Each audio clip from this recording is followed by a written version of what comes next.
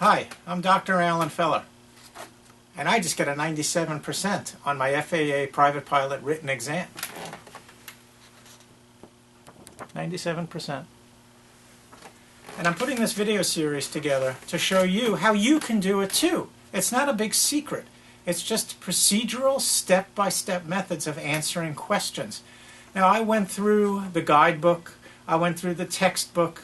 None of them gave step-by-step logical framework to answer the questions. In fact, I found that most of the explanations really pre-assumed certain amounts of information, which I, as a beginner, had no concept of. I didn't know.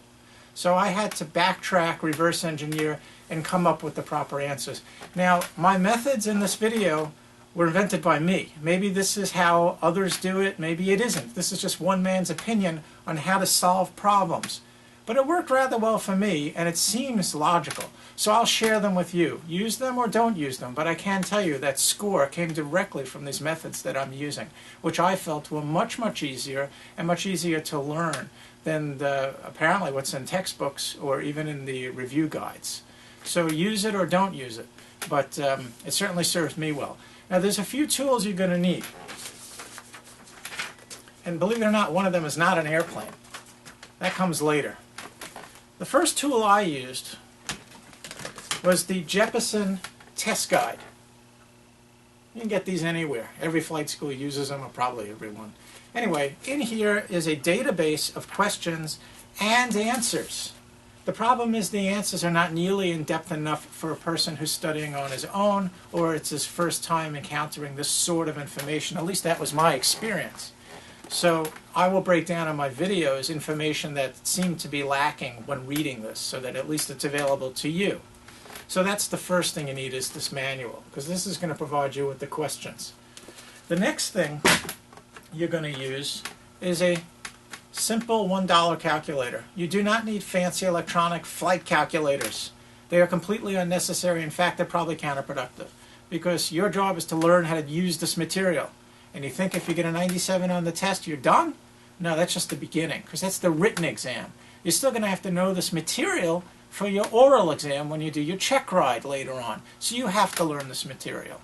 So get yourself a cheap calculator. It's just for the typical arithmetic functions, nothing fancy. Okay. The next thing you're going to need are some new things you're probably not used to seeing. The first one is what they call a plotter. All right? That's a plotter. And a compass, and that's what they call a compass. Now, when I was in junior high school, they called this a ruler, and they called this a protractor. Either way, instead of measuring inches, it measures a bunch of things, but the things we're mostly interested for the test is nautical miles, and we'll go over that later. And then up here, it's just the degrees. That's like your headings, your courses, things like that in degrees. But it's really very simple. Even though it looks rather busy with a lot of scales on it, you really only use 2 for the written, and it's really simple. Now, the next thing is what they call a flight computer. Look at this thing. It's got moving parts on it too. It's made out of paper, but it actually has this card that slides in and out. It has little wheels that turn, even more wheels that turn here. It looks pretty busy. And when you look at it in one glance, it does look very complex. But don't be intimidated by it, because it really is an easy tool. Look at this more like a Swiss Army knife. It has a lot of functions in it, which you would never use all at once. But when you use a Swiss Army knife, you use one function at a time, and of course it's very simple. It's the same thing with this device right here. In fact, I only had to use one side of it, which is called the wind side. And I'll show you in a later video how to use this, but it is so terribly easy. So do not be intimidated by this.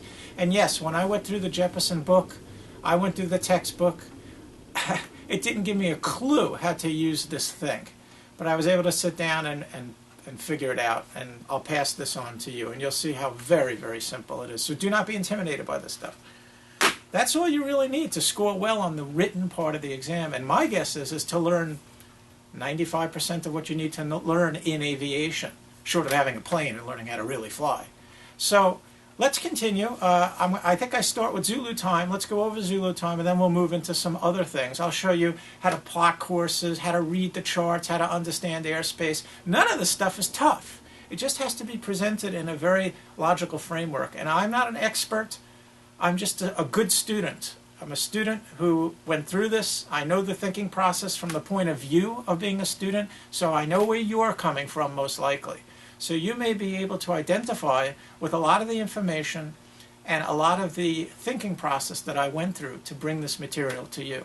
And on my website, you'll find formula sheets and guide sheets, things to help you. Ultimately, you'll memorize all of them. You won't need my sheets anymore, because once you realize how simple it is, you'll come up with your own methods on how to do it.